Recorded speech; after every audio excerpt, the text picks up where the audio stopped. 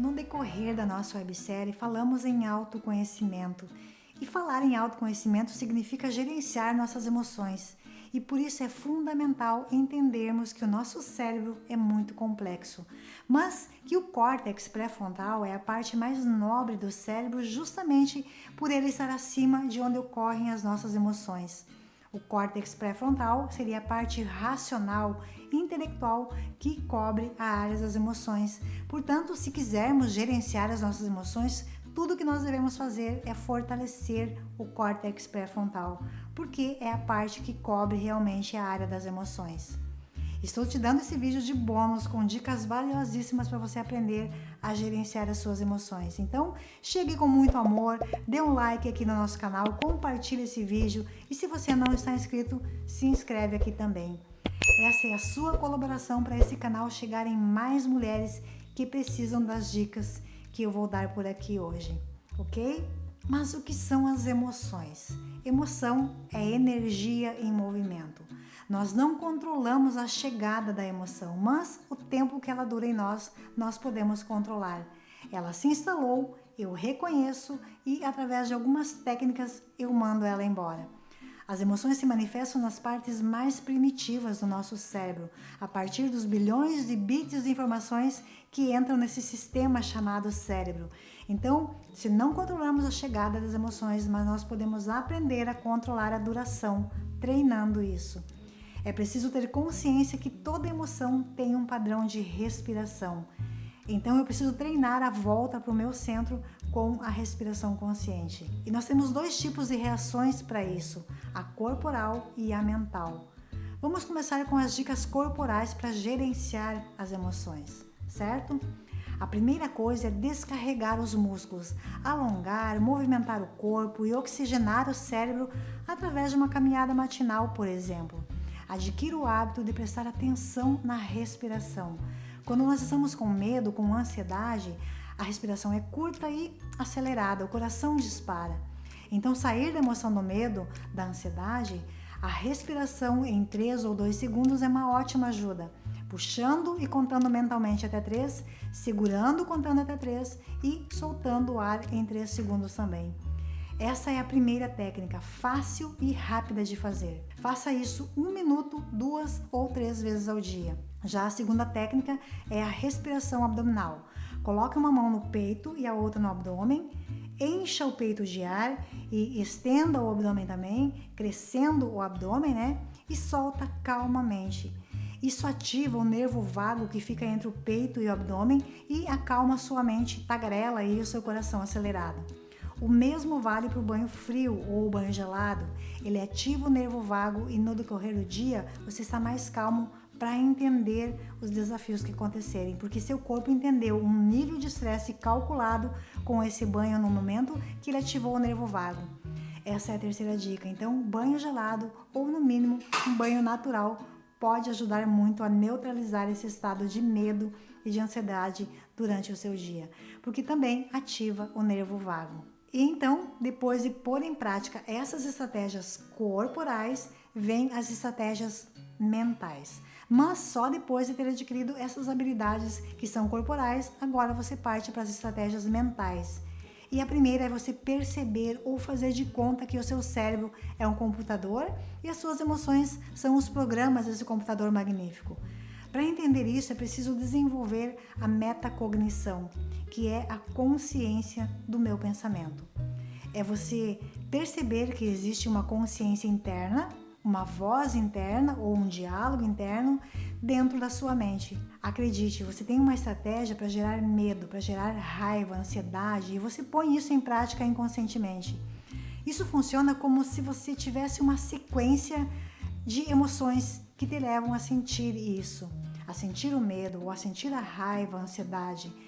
Para exemplificar um pouquinho, vamos imaginar que eu vou chegar até você, que tem medo de não emagrecer, por exemplo, e eu te pergunto: você me ensina a ter medo? Num primeiro momento você acha que eu estou maluca, né?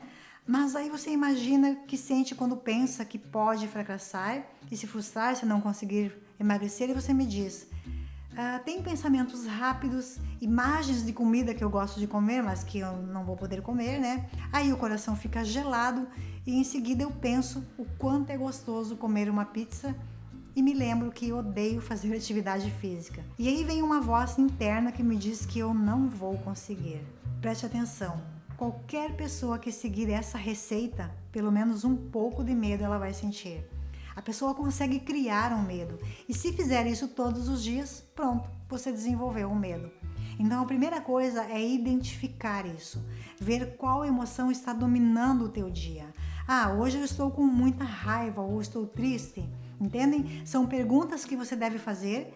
Que pensamentos estão passando na sua cabeça? Que sequências de pensamentos passam pela sua cabeça? O que essa voz interna dentro da sua cabeça fala para você? Entendendo isso, você pensa em como poderia mudar isso. Como assim?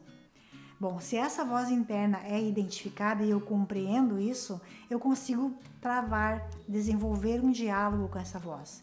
Eu consigo despertar outras vozes para contrapor com essa primeira voz. Encontre um contraponto, então.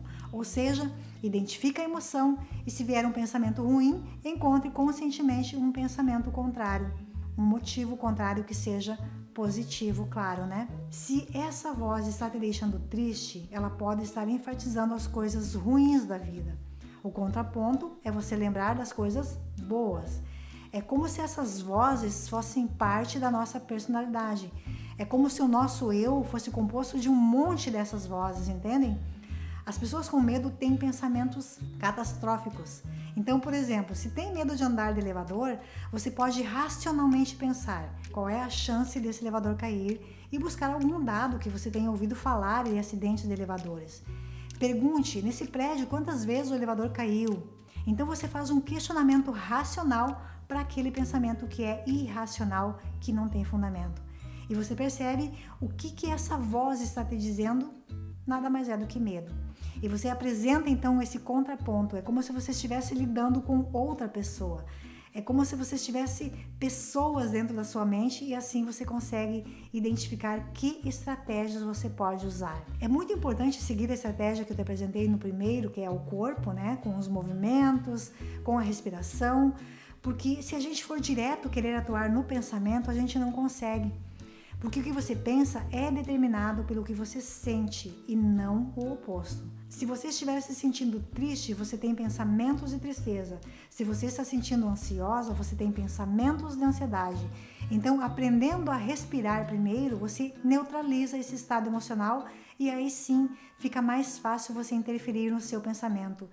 Então, tem que seguir a sequência. Primeiro, respirar de uma maneira rítmica, suave e abdominal. E aí você neutralizou. E aí você faz então a intervenção nos pensamentos, prestando atenção na sua voz interna, como é que esses pensamentos estão vindo. E aí faz a intervenção questionando os pensamentos e a voz interior. Mas primeiro tem que ter o corpo harmonizado. Se fosse tão fácil ir direto para o pensamento, para a voz interna, poderia pedir que uma pessoa com depressão, por exemplo, ficasse aí pensando coisas boas por 3, 4 meses que ela se curava. Por que eles não conseguem? Porque é o sentimento, a emoção dominante que faz ela se sentir assim. A emoção vai determinar o que a pessoa vai pensar. Porque lembram? As emoções são muito primitivas e estão numa parte primitiva do cérebro. Tanto que elas estão aqui, no córtex, que é nobre. Mas a parte mais nobre do cérebro, chamado córtex pré-frontal, onde está a nossa parte racional, está acima, protegendo as nossas emoções.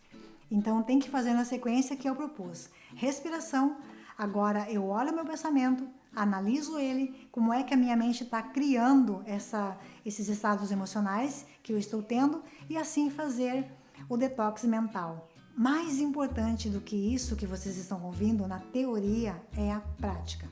Pratiquem um pouco todo dia. Não espere a perfeição para agir. Busque a perfeição com o mínimo. Fazer um pouquinho, porque o que interessa disso tudo, dessas técnicas que eu te apresentei aqui, é a consistência, é a constância. É melhor você fazer um pouco todos os dias do que muito num dia só e ficar o resto da semana sem fazer. E esse pouco é fazer esses exercícios de 3 minutos por dia, 1 minuto 3 vezes ao dia, e olhar o seu pensamento 1 minuto por hora. vigiai e orai. Isso é bíblico, né? E depois que você entendeu as emoções que dominam o seu dia, então você passa a identificar a emoção. Respira e vem nos pensamentos, fazendo isso esses poucos minutos todos os dias. Acredite, com a prática vai virar um hábito. Então é como se você estivesse educando o seu cérebro e a sua mente a aprender a lidar com as emoções de maneira completamente diferente do que aquilo que ela está habituada a trabalhar. Então, encontre um contraponto, ou seja, identifique a emoção e encontre um contraponto. Exemplo, se vier um pensamento ruim, encontre conscientemente um pensamento contrário, um motivo contrário que seja positivo. Por exemplo, eu não vou conseguir emagrecer 10 quilos. Troque esse pensamento pelo pensamento e pela sensação de perder 800 gramas por semana. E visualize você se olhando no espelho com a roupa que você deseja, aquela roupa que você deixou de usar por estar com sobrepeso. Assim, você neutraliza esse gatilho que pode te deixar ou com medo de não conseguir e te travar, ou com ansiedade que pode te levar a fazer loucuras inimagináveis para perder esses 10 quilos.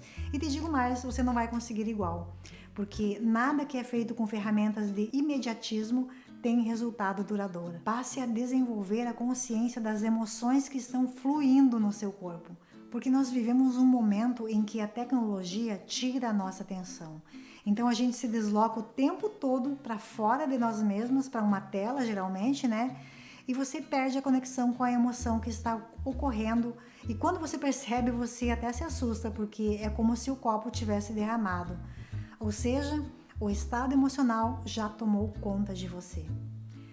Lembre-se, são 5 emoções básicas para prestar atenção num primeiro momento: alegria, tristeza, raiva, medo e nojo. Misturando isso tudo, nós temos milhares de emoções mais complexas, mas que aí são estados emocionais como a ansiedade, que sim, vai além de uma mera emoção. Então, não deixar uma dessas emoções se transformarem em muitos estados mais complexos se torna indispensável se queremos uma vida longeva e feliz. E mais, compartilhe isso, porque quanto mais você compartilhar, mais você aprende. E por último, lembre-se, minha querida, o sermão não garante a entrada no céu. É preciso ouvi-lo e colocá-lo em prática.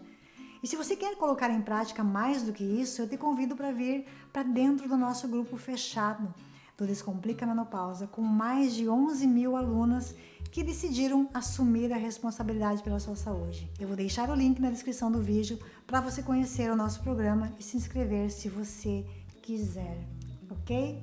Um grande beijo!